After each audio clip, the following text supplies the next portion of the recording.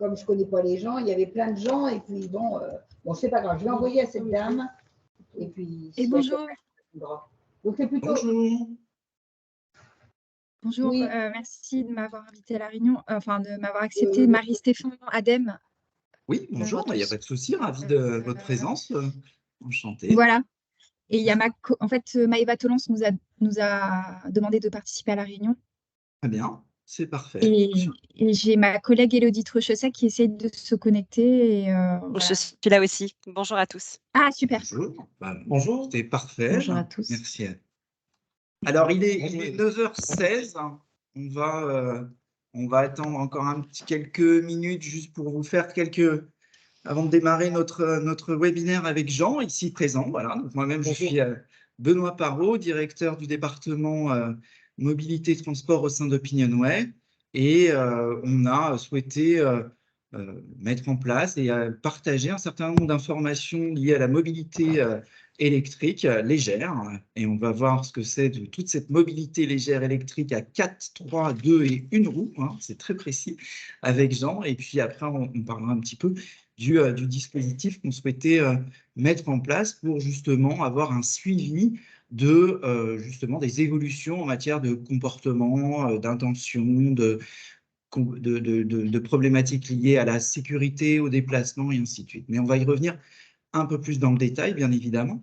Alors, je vais vous rappeler les règles du webinaire, à savoir, on coupe le micro, on peut aussi couper la caméra, ça fait un peu moins de consommation énergétique. On regarde cette notion de sobriété énergétique qui nous guide aujourd'hui.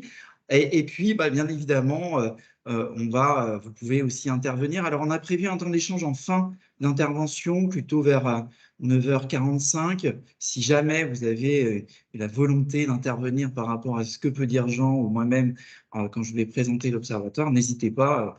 Cet échange se veut interactif. Alors, dernière chose avant de démarrer, c'est qu'effectivement, ce webinaire est enregistré. Donc voilà, sachez-le, mais il me fallait vous le rappeler. Alors, on va démarrer très rapidement avec justement la possibilité. Alors, je retrouve tout mon écran Voilà. Est-ce que vous voyez donc bien mon écran? La réponse est oui. Oui. Merci. Donc, écoutez, bienvenue à tous. Donc, un petit webinaire sur les mobilités légères électriques 4, 3, 2 et 1 roue. Comme je vous le disais, cette intervention, ce webinaire va s'organiser autour de 2 grandes thématiques.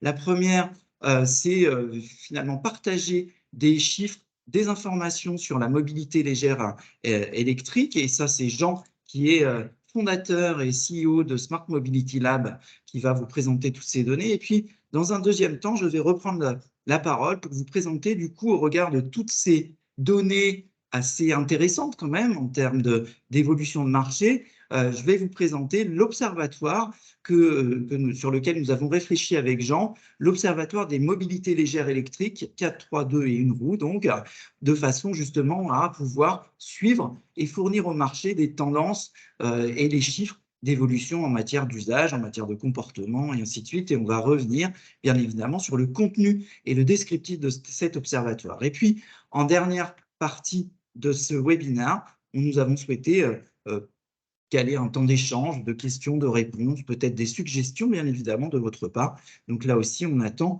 toutes vos remarques et vos suggestions. Alors, je passe tout de suite la parole à Jean, avec une petite précision quand même sur l'historicité de notre collaboration avec Jean, puisque avant de réfléchir à cet observatoire des mobilités légères électriques, on a eu l'occasion de travailler ensemble sur un panel qu'on appelle le panel Mobiprox, qui mesurait finalement l'usage et l'usage à 360 degrés, on va dire, jusqu'au recyclage en fait des trottinettes et des trottinettes électriques. Donc, il y a eu toute une intervention, toute une historicité d'échanges et de collaboration avec Jean. Et cette première collaboration nous a donné envie justement de poursuivre cet échange et cette collaboration avec cet observatoire des mobilités légères électriques. Mais ça y est, j'ai un peu trop parlé, donc je donne la parole à Jean qui va justement vous présenter les derniers chiffres et les dernières informations. Alors,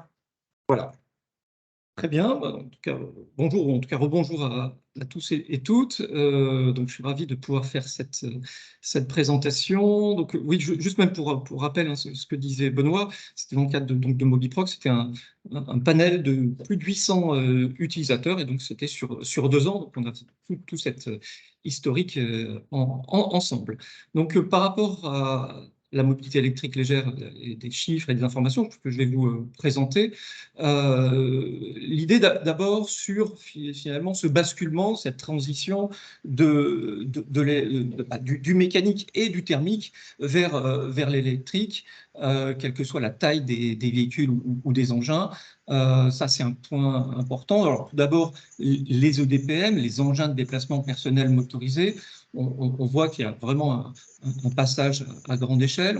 On est passé, il y a 5 ans, déjà dans le baromètre FP2M SML, on avait mesuré qu'il y a 5 ans, on était pour les engins de déplacement personnel, c'était à peu près 23% en 2017 en termes de volume de marché. Et aujourd'hui, on est à 63%. Donc, on a vraiment basculé en l'espace de 5 ans d'une dimension mécanique à une dimension motorisée. La trottinette électrique, pareil, il y a 5 ans, on avait calculé, on était à peu près à 100 000 trottinettes électriques vendues en 2017, pour aujourd'hui atteindre 760 000 trottinettes électriques, avec un pic en 2021 de 900 000 engins. On voit un essor assez exponentiel, avec bien sûr tous les enjeux qui vont avec, et bien sûr en termes de sécurité et de sensibilisation qui doivent être associés. Alors, quelques rappels, quelques dates clés. Déjà, dès 2017, il y a eu l'obligation d'assurance de ces engins, ce qui est très encore méconnu. 2019, c'est la date de la création de la catégorie du code de la route de ces engins, avec toutes les règles qui vont avec, hein, l'interdiction des moins de 12 ans, qui va être prochainement passé à 14 ans, le fait de l'interdiction de rouler sur les trottoirs et de rouler à deux et autres infos. 2022, là encore, ce marché qui est émergent bouge. Une nouvelle catégorie du code de la route pour ce qu'on appelle les draisiennes électriques, avec une nouvelle catégorie qui s'appelle les cyclomobiles légers. Et enfin, 2023, le ministre des Transports, Clément Beaune, donc, a annoncé un plan national de régulation des trottinettes, tant personnelles que partagées. Les VAE suivent cette même progression. Il y a 5 ans, on était à 278 000 vélos à assistance électrique vendus en France. Pour l'an dernier, on était à 738 000. Je montrerai une courbe qui montre cette progression. On assiste à une accélération des ventes de vélos électriques cargo, tant transport passager que logistique. Et puis en mai 2023, là tout récemment, nouveau plan vélo, en l'occurrence plan vélo et marche. Et donc Elisabeth Borne a annoncé plus de 2 milliards d'euros d'investissement d'ici 2027. Voilà, tout ça pour mettre en avant cet essor de ce marché. Alors, quelques illustrations de ces chiffres-là qui sont issus, nous, du baromètre marché FP2M SML. Donc, je vous disais tout à l'heure, 63% en volume qui étaient liés à l'électrique. Là, si on est en valeur marché, c'est 63% passe à 92%. Donc, on voit que la valeur marché aujourd'hui, c'est l'électrique par rapport au mécanique. Le mécanique, en l'occurrence, c'est la trottinette électrique, la trottinette mécanique, qui aujourd'hui, en termes de valeur marché, est à 8%. On a eu le croisement des courbes qui était en 2016. Les trottinettes électriques convergent avec l'ensemble des usages des vélos assistance électrique. Là encore, on suit des courbes qui sont assez proches. Comme je disais tout à l'heure, il y a eu celles des vélos assistance électrique qui sont plus linéaires. Pour les trottinettes électriques, il y a plus de soubresauts, tout en sachant qu'il y a une valorisation aujourd'hui et une hausse finalement des niveaux de prix des engins. Et donc, il y a une montée en gamme, ce qui explique la décrue des trottinettes électriques l'an dernier. Quelques éléments, là encore, c'est quelques éléments clés sur par exemple, la trottinette électrique, moins 16%, une décrue, parce qu'il y a une montée en gamme.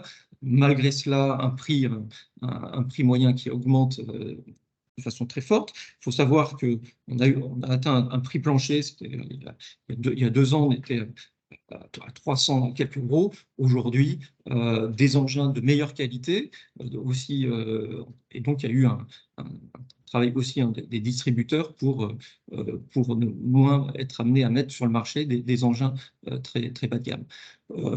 Même si notre observatoire, c'est l'électrique, c'est juste un élément de référentiel.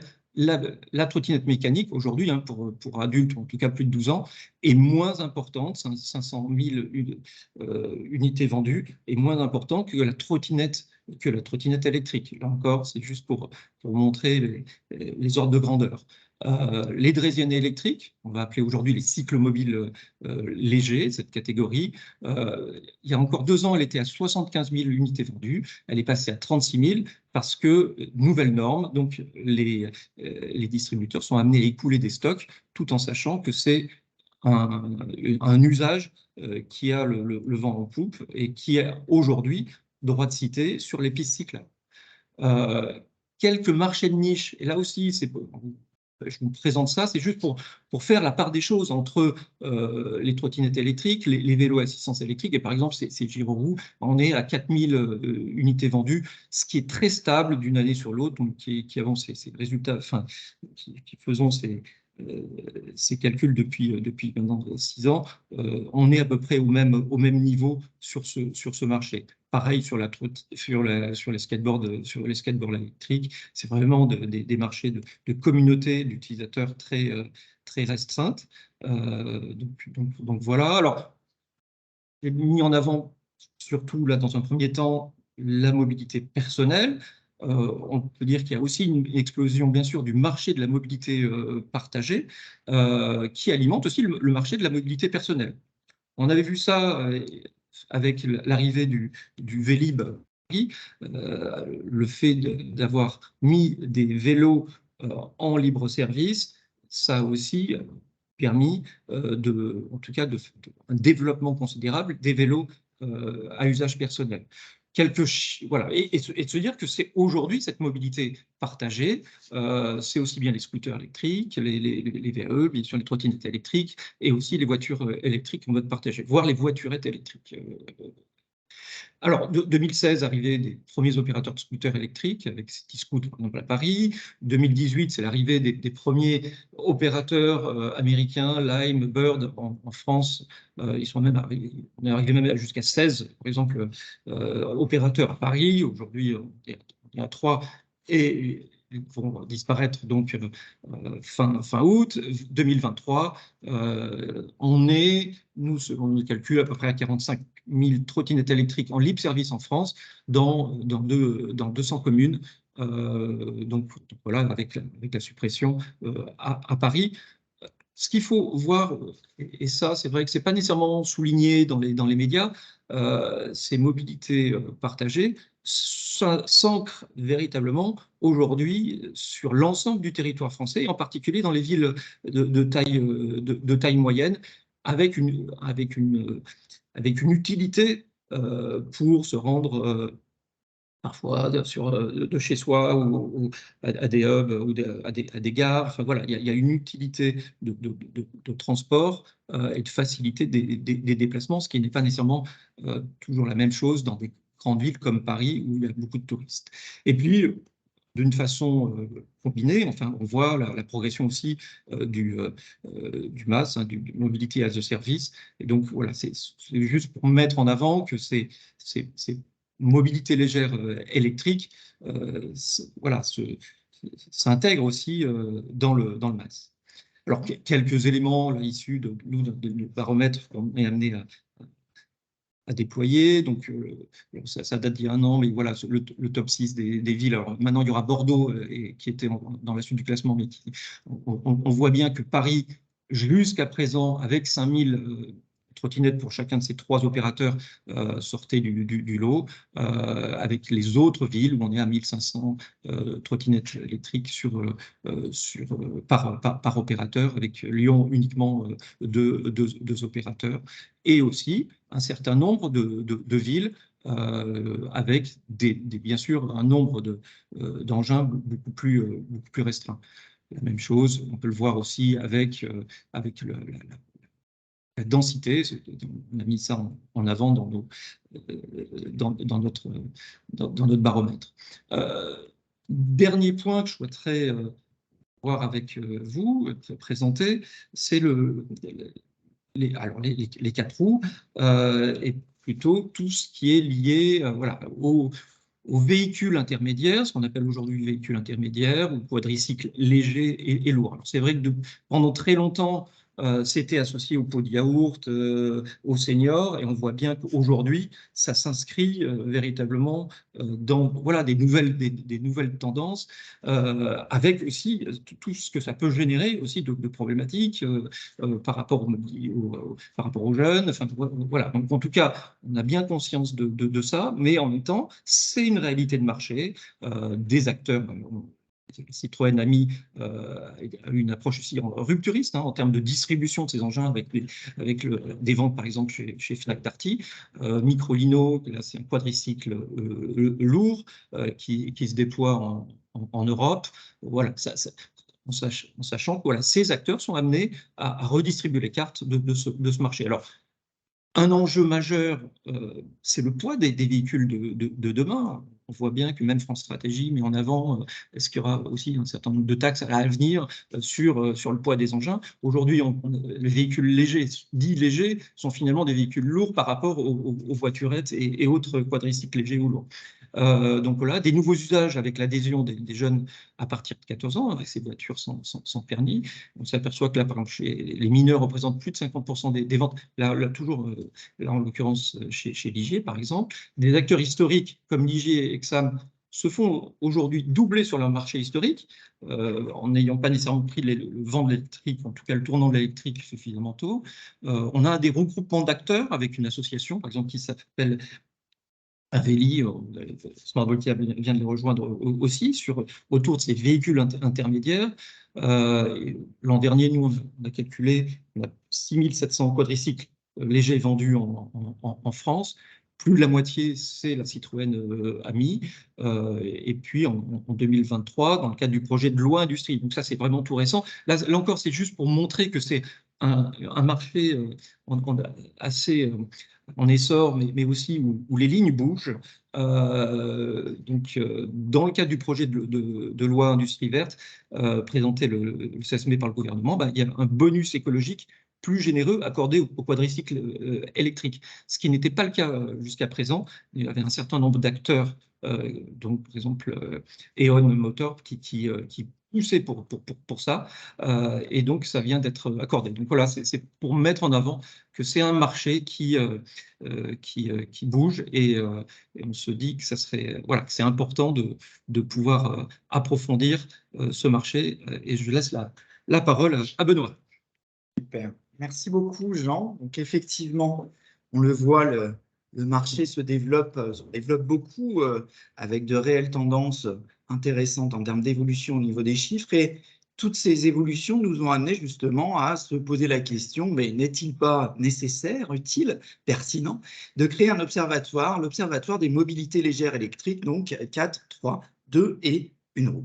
Alors, du coup, effectivement, comment on a pensé cet observatoire?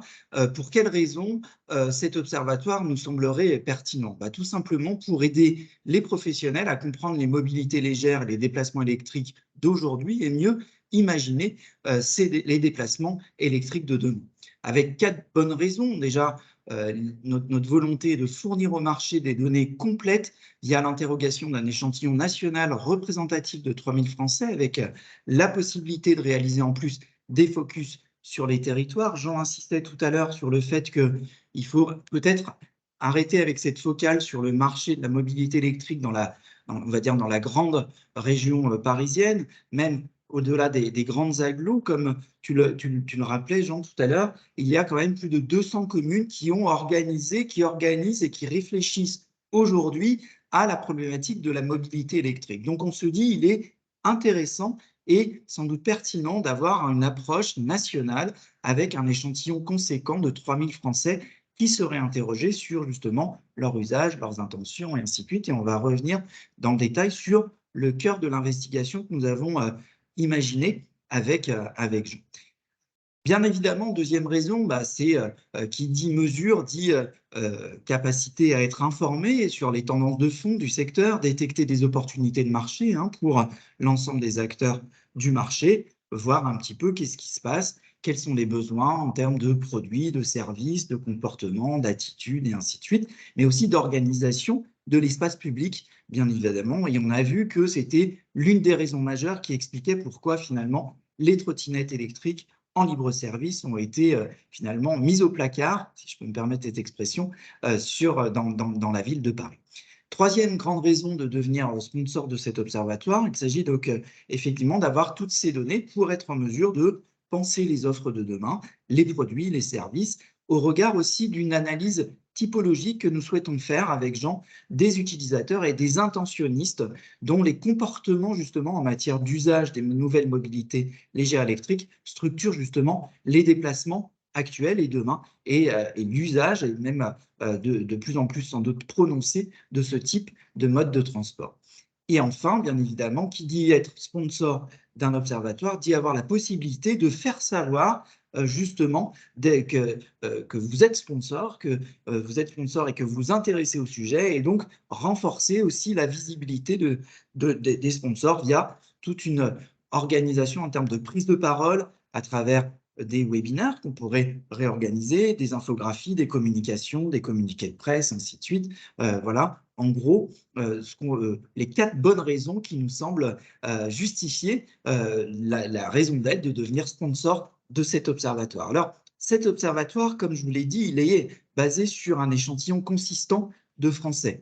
3000 Français interrogés, 3000 Français représentatifs de la population des 18 ans et plus, pour disposer justement de résultats fiables sur l'ensemble des critères qui sont pertinents aujourd'hui en termes de variables socio-démographiques, que ce soit en termes de genre, que ce soit en termes d'âge, que ce soit en termes de localisation géographique, mais aussi d'utilisateurs de tous ces modes de transport qui vont être embarqués dans notre dispositif ou des intentionnistes qui veulent justement passer à l'utilisation de ces modes de transport électriques légers. Une investigation online, un questionnaire d'une quinzaine de minutes avec 2 questions ouvertes, avec la possibilité pour chacun des sponsors de disposer de questions exclusives, c'est-à-dire les résultats lui seront dédiés et pas partagés comme l'ensemble des autres questions qui vont être administrées à cet échantillon de 3000 Français représentatifs. En termes de traitement et d'analyse, comme je vous le disais tout à l'heure, notre idée avec Jean, c'est d'établir une typologie des Français par rapport à la mobilité légère électrique et de suivre ces grands types dans le temps. Donc effectivement, ce dispositif étant basé pour le moment sur une investigation en 2023, mais pourquoi pas le reconduire en 2024, justement pour pouvoir suivre les évolutions en matière de comportement et d'attitude et d'usage et d'intention des Français.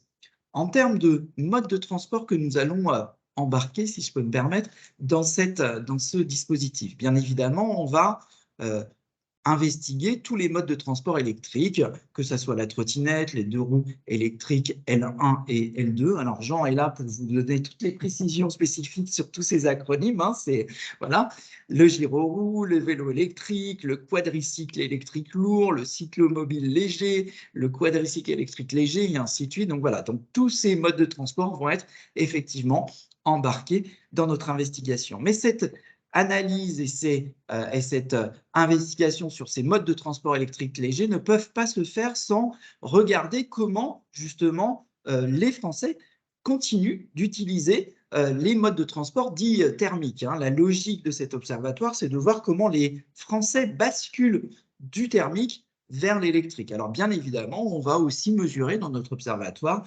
l'usage de modes de transport plus classiques comme la voiture personnelle, la voiture de fonction, les transports en commun, tout ce qui est mécanique, que ce soit le vélo, la trottinette et également la marche à pied, et voir effectivement comment tout ceci évolue au sein de la population française.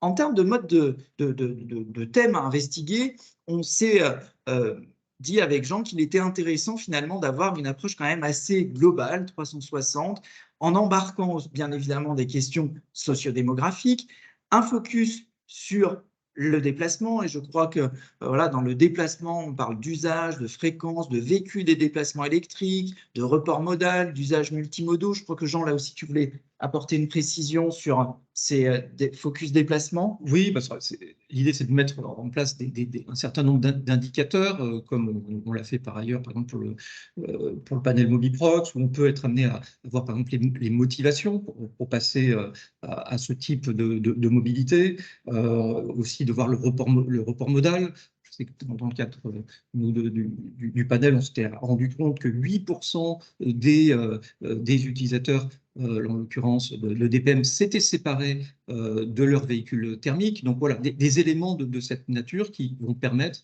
finalement d'aller en profondeur et d'élargir la compréhension. Donc un focus déplacement, un focus infrastructure, quels sont les types de voies empruntées, la qualité perçue des infrastructures. Vous savez, vous n'êtes pas sans savoir qu'effectivement l'un des enjeux en matière de mobilité légère électrique, c'est la continuité des fameuses pistes cyclables, qu'elles ne débouchent pas sur un énorme rond-point dans lequel vous êtes confronté à un trafic de voitures et de camions et de camionnettes assez angoissant, je dirais.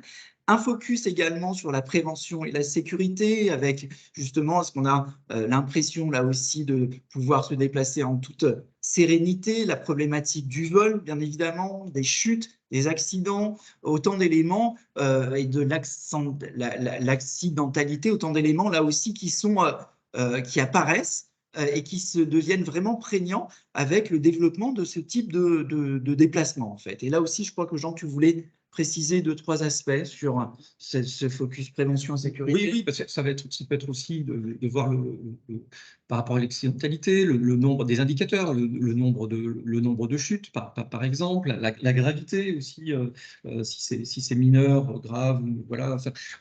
L'idée, c'est vraiment de faire un radar par rapport à l'ensemble de ces éléments d'accidentalité. C'est vrai que ça fait ensuite le point sur une meilleure cohabitation dans l'espace public.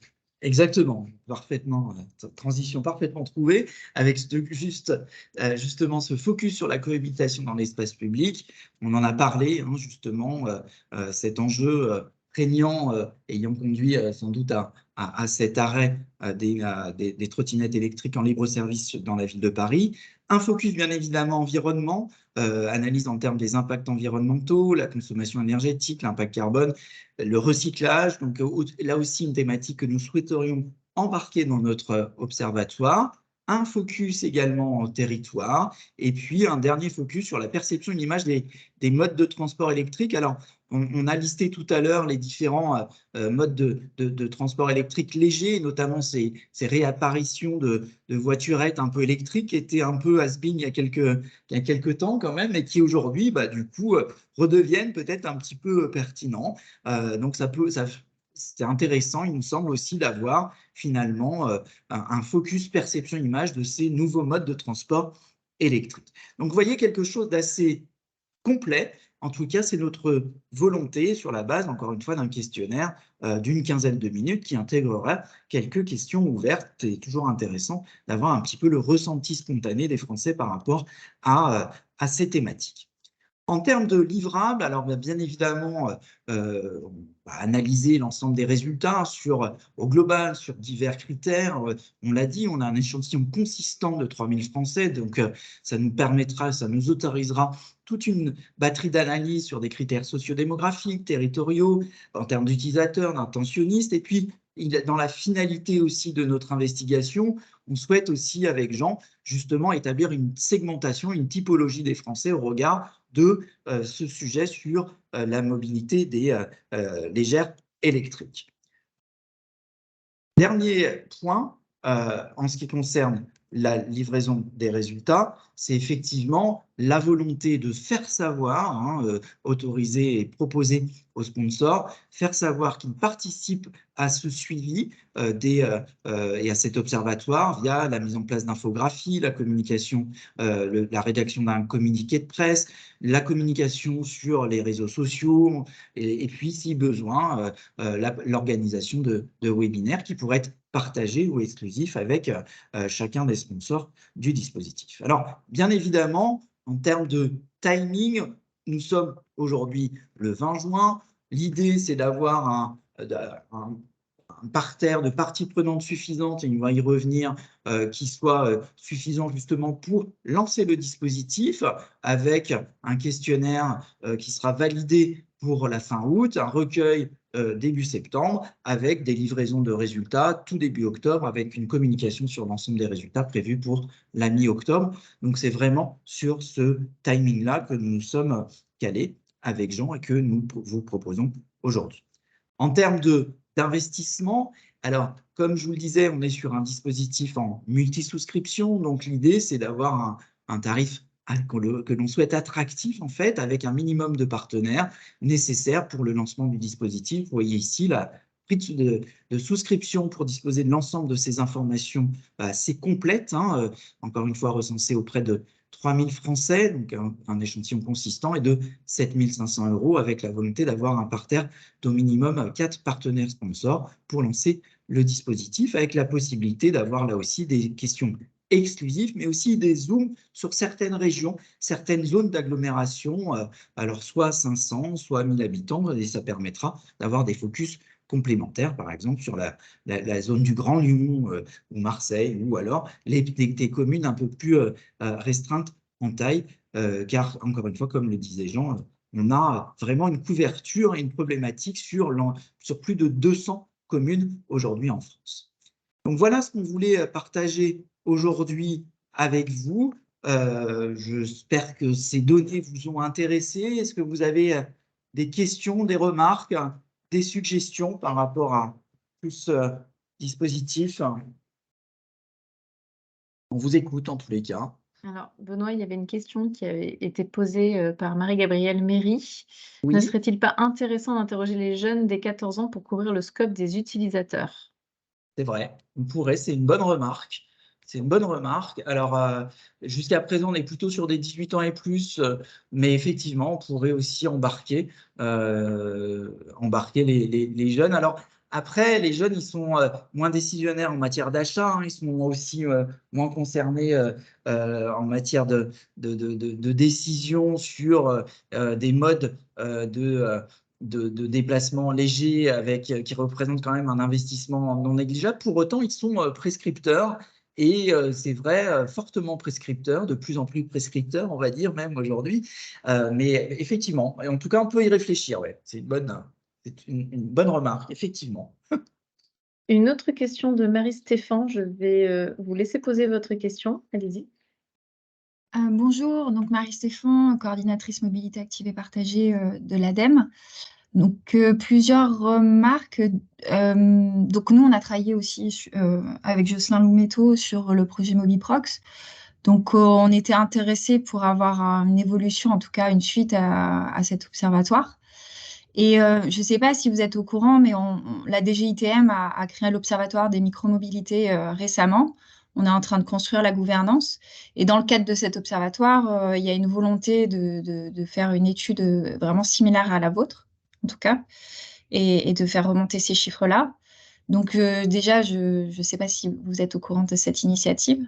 Si, Marie, je fais partie aussi du groupe de travail. Bah, voilà. Oui, mais c'est vrai que l'angle n'est pas le même, en fait, parce que là, on n'est pas vraiment purement sur les utilisateurs. Donc, on est vraiment aussi sur la perception des Français. Mais c'est pour ça que… Et puis, sur l'ensemble, c'est 4-3-2, enfin, voilà, aussi sur les quadricycles. Mais il y a des similitudes, mais… Par rapport, par exemple, à Mobiprox, on était véritablement sur uniquement des utilisateurs. Donc là, en l'occurrence, le spectre est beaucoup plus large, en fait, c'est ça. Oui, le spectre est plus large. Par contre, une partie de cette étude pourrait vraiment répondre aux besoins de la DGITM. Je ne sais pas ce que tu en penses. Donc, voilà, non, mais nous, on trouve très intéressant d'avoir une remontée d'informations comme vous le proposez. Donc, à en rediscuter ensemble. Et aussi, je ne sais pas si vous êtes au courant, on va publier une étude, l'Obsoco, on a Oui. mandaté en partie, ouais, sur les mobilités émergentes. Et je pense que ça serait intéressant aussi de se nourrir Sûr. peut-être de croiser les chiffres. Alors, je ne sais pas à quel point. Et pareil, la fin juin sort le rapport national sur le vélo public. Donc, peut-être intéressant de croiser les résultats de ces enquêtes avec la vôtre, en tout cas. Ça me semble pertinent Non, mais de vous avez raison, comparer. Ouais. il y a effectivement pas mal de. C'est un sujet qui est quand même pas mal investigué, mais là, c'est vrai que notre angle avec Jean est vraiment focusé sur les modes de déplacement électriques légers et qui embarquent justement tous ces modes de transport, ces nouveaux modes de transport, avec un parti pris qui est d'investiguer auprès de l'ensemble des Français. Ne Oui, pas focuser sur les utilisateurs, parce que justement, ce qui nous intéresse, c'est ça, en fait, c'est comment ça va basculer. C'est ce qu'on disait tout à l'heure, c'est la bascule du thermique et autres marche à pied, c'est pas du tout thermique, hein, mais tous les modes de transport actifs, merci Jean, vers justement ce type de nouveau mode de transport électrique. Mais c'est vrai, vous avez raison, il y a Sur beaucoup les de mobilités données émergentes, et on part sur ouais, aussi le même échantillon que vous, hein. C'est à peu près pareil. Voilà. Ce qui permet, en fait, l'intérêt, c'est qu'aussi, on a une base suffisante ensuite pour avoir aussi des variables intéressantes au niveau des utilisateurs. Parce que si on était sur des chiffres beaucoup moins importants, et c'est plus toi qui le confirme, Benoît, mais voilà, c'est aussi, on peut jouer sur ces deux tableaux, hein, sur vraiment, en termes de marge d'erreur, on sera plutôt très bien à ce niveau-là. après, on a quand même, vous l'avez vu aussi, une volonté d'être assez globale sur tous les thèmes qu'on souhaite embarquer quand même. On est sur l'usage en tant que tel, mais aussi comment le déplacement est vécu aujourd'hui, quels sont les freins aussi par rapport à des non-utilisateurs. Enfin, vous voyez, cette volonté d'avoir une approche aussi vraiment 360. Alors, c'est un terme un peu galvaudé aujourd'hui, mais on est vraiment sur cette démarche-là pour embarquer justement toutes les thématiques associées à la problématique de ces nouveaux déplacements électriques légers, en fait.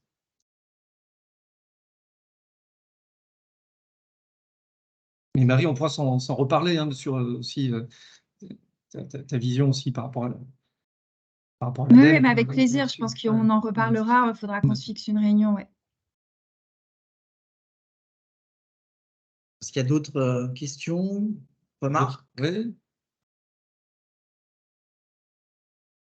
Peut-être une précision, hein, j'en ai parlé rapidement dans la présentation de l'Observatoire. À date, on envisage déjà de lancer un observatoire sur 2023, mais bien évidemment, on a la volonté avec Jean de pérenniser ce type de dispositif.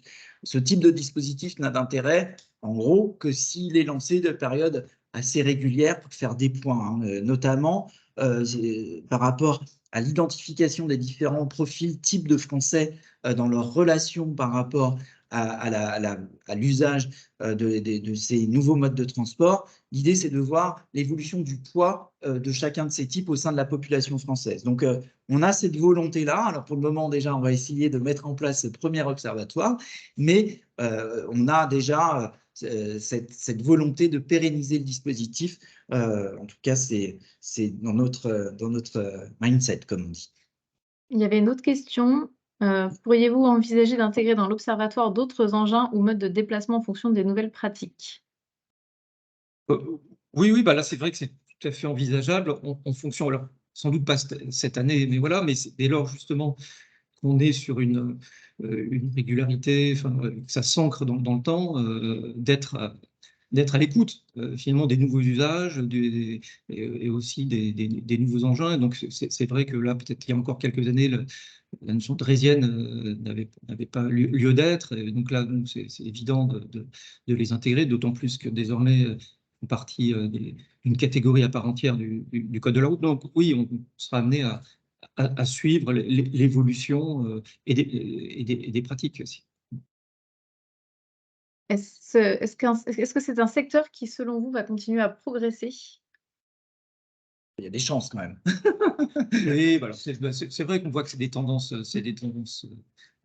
tendances lourdes. Alors parfois, il peut y avoir là comme l'an dernier, par exemple, il y a eu un peu moins de trottinettes électriques vendues en France, mais on voit bien que c'est une tendance lourde sur aussi de la mobilité urbaine. Nous, dans l'observatoire, enfin dans le baromètre, on a pu, depuis maintenant 5 ans, on voit bien ce passage aussi du loisir à la mobilité urbaine. Et donc, c'est vraiment cette tendance de fond qui fait aussi que voilà, les urbains, mais pas que, souhaitent aussi gagner du temps. Enfin, voilà, il y a un certain nombre de.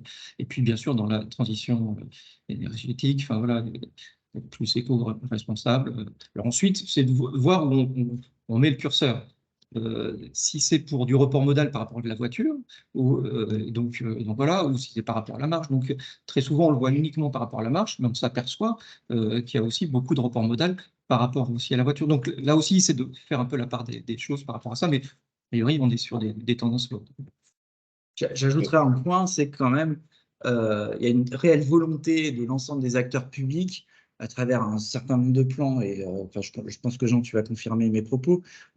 Depuis la Covid, quand même, il y a vraiment eu une montée en puissance de la prise en compte de la problématique et des investissements en termes de moyens financiers, en termes d'organisation au sein des collectivités, de l'espace public, en fait, pour essayer d'organiser au mieux tout ceci. Je veux dire, l'exemple le plus prégnant, c'est la pérennisation de toutes les voies, les pistes cyclables mises en place suite à la Covid, justement, où là, il était évident que ça allait se pérenniser, et effectivement, quasi toutes ont été pérennisées. Donc, ça va relativement vite. Et je dirais sur un autre, pour faire un parallèle avec des mobilités électriques longue distance, c'est la vitesse à laquelle les opérateurs des grands autoroutes français ont mis en place des bornes de recharge électrique à haute rapide et à haute intensité. Là aussi, il n'y avait rien qui existait il y a quasi 2 ans. Aujourd'hui, vous en avez dans toutes les stations-service. Donc là aussi, il y a quand même une accélération de ce mode, c'est mode de déplacement, longue et courte distance en ce qui nous concerne. Et je pense qu'effectivement, ça ne peut que aller dans un sens où les choses vont aller en s'accélérant, je dirais. Une autre question d'Aurélien Chussot. En plus de l'étude du report modal, avez-vous prévu une étude ou une comparaison des cycles de vie, fabrication, utilisation, recyclage de ces mobilités électriques légères versus les modes utilisés actuellement? Oui, alors on a justement dans notre dispositif la volonté d'embarquer cette dimension-là, avec un focus en environnement et bilan carbone, recyclage, ainsi de suite. Donc oui, on a aussi cette volonté justement d'avoir des réponses à ces questions-là, absolument. Et un petit complément, en plus de questionner un panel de Français, comptez-vous interroger un panel d'AOM collectivités en charge de la mise en place et de la régulation de ces mobilités légères pour avoir leur retour d'expérience, avantages, inconvénients, ont-ils observé de leur point de vue? À date, on n'avait pas pensé à ça, mais en tout cas, c'est une bonne suggestion là aussi. Et pourquoi pas, on pourrait y réfléchir, comme on pourrait réfléchir à l'ouverture de notre observatoire aux jeunes âgés de 14 ans et plus. Absolument. Avec des petits focus complémentaires. Ça peut être très intéressant d'avoir ce rapport un peu, cette analyse un peu en miroir aussi. C'est une très bonne idée. Merci.